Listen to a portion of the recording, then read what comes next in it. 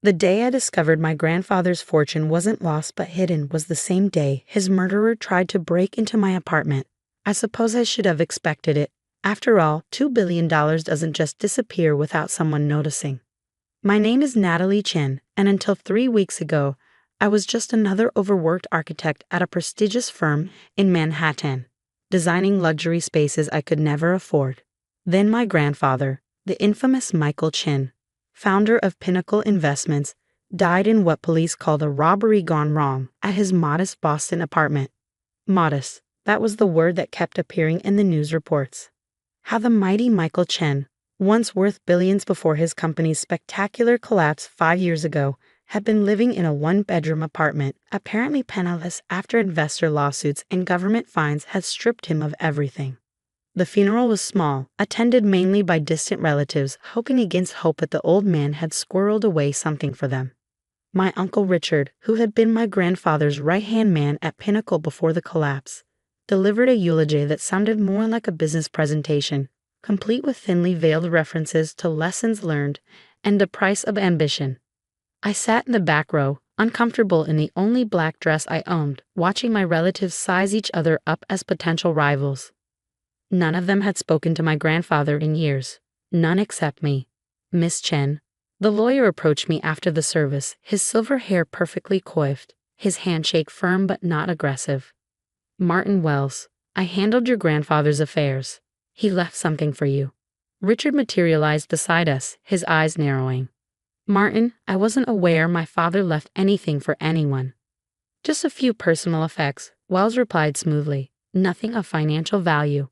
Richard's disappointment was palpable. Well, Natalie hardly needs keepsakes. She saw him every Sunday for the past 5 years while the rest of us were dealing with the fallout from his crimes. I met my uncle's gaze steadily. Those Sunday visits meant something to him. And to me. How touching, Richard sneered. Did he happen to mention during those touching visits where the missing investor funds went? $2 billion doesn't just vanish.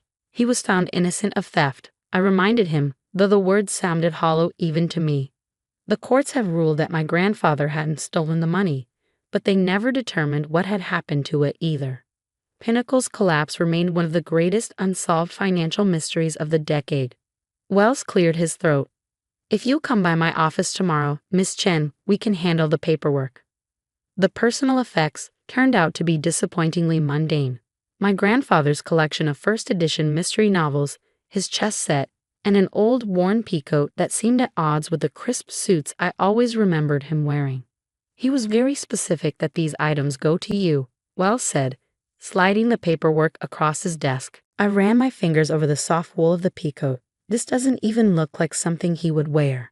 Your grandfather changed considerably after Pinnacle's collapse, Wells offered. Perhaps his tastes simplified along with his circumstances. I nodded, though something felt off. Grandfather had been many things, but simple was never one of them. That night in my apartment, I examined the items more carefully. The books were beautiful but unremarkable. No hidden messages or secret codes jumped out from their pages. The chess set was the same one we'd played with during my Sunday visits, each piece familiar under my fingers. The coat was the puzzle. I held it up, studying the worn elbows and frayed cuffs. It looked like something a dock worker might wear, not the man who had once graced the cover of Forbes. As I ran my hands over it, I felt something strange in the lining, a stiffness that shouldn't be there. Using a pair of small scissors, I carefully cut along the inner seam. Inside the lining was a thin, leather-bound journal, its pages filled with my grandfather's distinctive handwriting. Property is merely a concept, the first page began, and concepts can be reimagined. I stayed up all night reading the journal, my hands trembling as I turned each page. It wasn't a confession or an apology. It was a roadmap. The $2 billion hadn't been stolen, it had been hidden, converted into physical and digital assets scattered across the globe using a complex system of transactions that left no paper trail. The journal detailed everything: locations, access codes, conversion protocols. But more chilling were the names. My grandfather had identified 6 key people he believed had orchestrated Pinnacle's downfall. He called them the architects, and my Uncle Richard was one of them. They thought they were destroying me, my grandfather wrote. They didn't realize they were setting a trap that would take years to spring. The final entry was dated just 3 days before his death. Everything is in place. Natalie will understand what to do. She always sees the patterns others miss. A sharp knock at my door made me jump. It was 3 a.m., too late for visitors. Through the peephole, I saw Richard standing in the hallway, his normally immaculate appearance disheveled, his eyes darting nervously. "Natalie, open up. I need to talk to you about the will." I quickly hid the journal under my sofa cushions. "It's the middle of the night, Richard. It's important. Your grandfather, there might be more to his estate than Wells let on." My hand froze on the doorknob. How would Richard know that unless I can come back tomorrow? I called through the door, making a split-second decision not to let him in.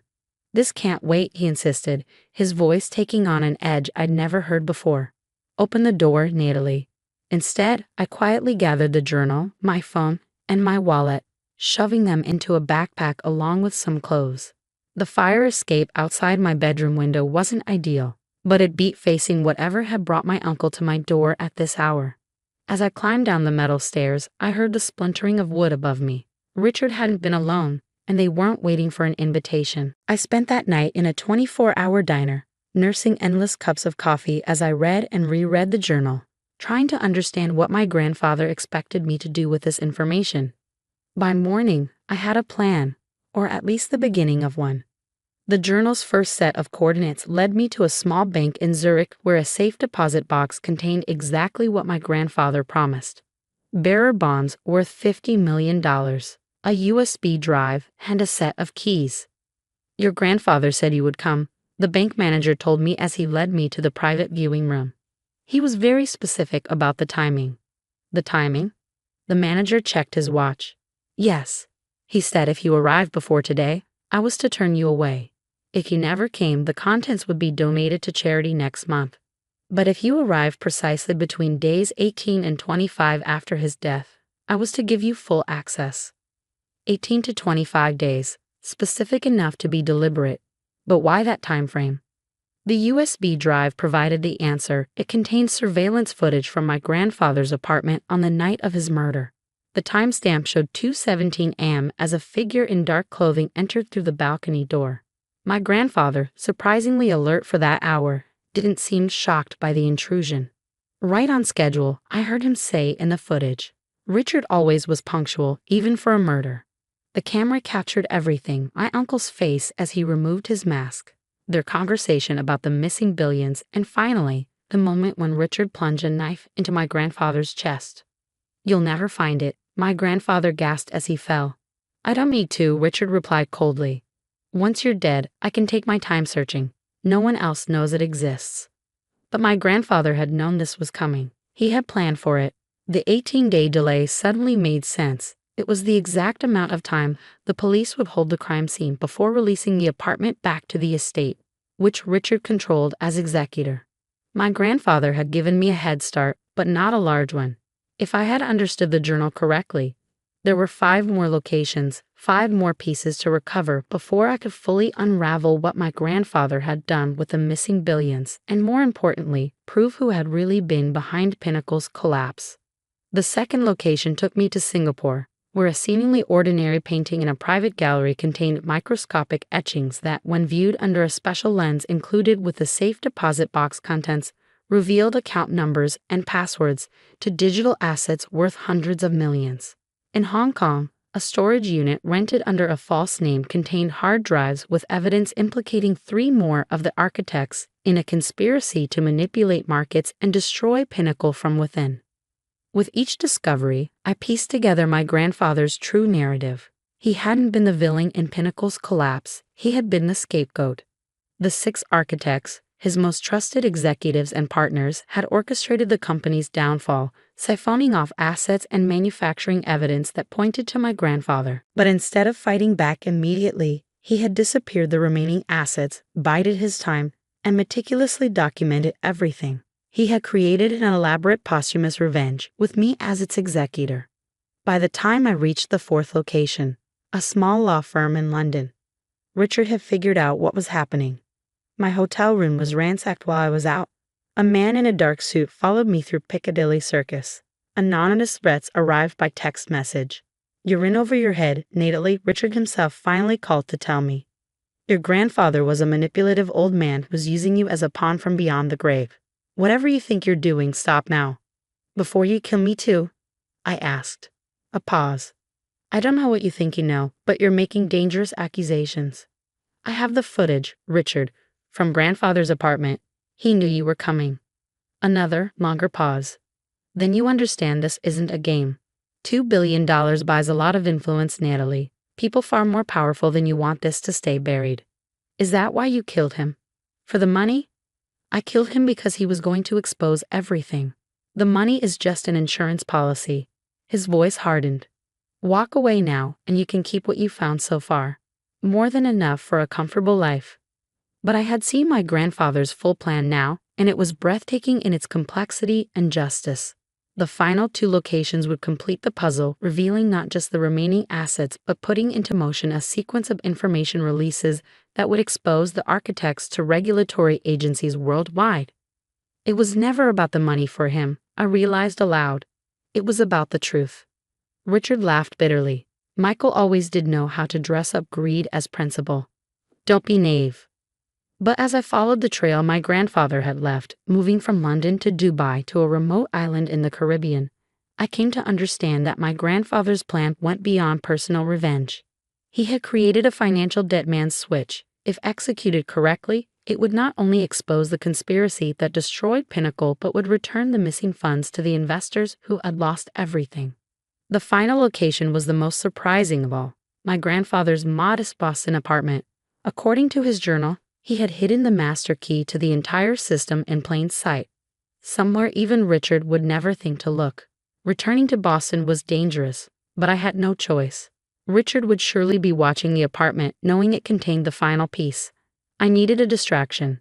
Using the resources my grandfather had left me, I orchestrated simultaneous information leaks to financial authorities in 3 countries, each containing partial evidence against the architects. As expected, the resulting chaos, including the arrest of 2 of Richard's co-conspirators, drew his attention away from Boston long enough for me to slip into the apartment. The place had been thoroughly searched, furniture overturned, walls opened, floors pulled up. Whatever hiding place my grandfather had chosen had withstood Richard's desperate attempts to find it. I stood in the center of the destruction, trying to think like my grandfather. Where would you hide something so important that even someone who knew you well wouldn't find it? The answer came as I remembered our Sunday chess games. My grandfather had always said that the best hiding place was one disguised as something else, something so familiar that no one would think to question it. The chess set from his personal effects, the one I'd inherited. Back in my hotel room, I examined each piece carefully until I found it, the black king with a nearly imperceptible seam around its base. Twisting it revealed a small compartment containing a microchip and a handwritten note. Natalie, if you're reading this, you've solved the puzzle as I knew you would. The final key is encoded in the microchip, but it will only activate when synchronized with the other 5 components you've collected. Once activated, the system will transfer the remaining assets to the recovery fund for Pinnacle's investors and release the complete evidence package to authorities worldwide. Richard and the others will have nowhere to hide. I'm sorry for putting this burden on you, but you were the only one I could trust, the only one who saw me as a person, not a fortune. The world believed I stole billions, but the truth is I've spent 5 years ensuring those billions would find their way back to their rightful owners, while those truly responsible face justice. You have a choice now. Activate the system as I've designed it or walk away with what you've already found. I would understand either decision, but know that you were never a pawn. You were always my queen, the most powerful piece on the board. With love and faith, grandfather. That night, as I connected the microchip to the assembled system, I thought about choices and consequences. My grandfather had spent 5 years in exile, bearing the world's hatred, working toward this moment of posthumous vindication. Richard had killed to protect a fortune built on betrayal, and I had followed a trail of breadcrumbs that led to this moment of decision. The system activated with a simple command: justice, not vengeance. Within hours, financial news outlets worldwide were reporting the sensational return of the missing Pinnacle funds, accompanied by irrefutable evidence of the conspiracy that had destroyed the company. Richard and the remaining architects were arrested as they attempted to flee the country. 6 months later, I stood at my grandfather's grave, now marked with a simple headstone rather than the unmarked plot Richard had hastily arranged. "You should have trusted me while you were alive," I told him, placing a chess piece, the Black King, on top of the stone. "We could have done this together." The wind rustled through the cemetery trees, and for a moment, I could almost hear his voice. "You've always seen the patterns others miss."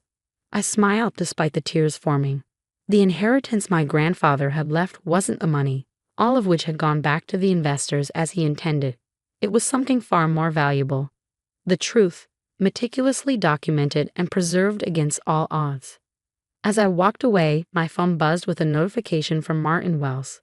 There was one final item in my grandfather's estate, a small property in the mountains that had somehow been overlooked in the initial accounting.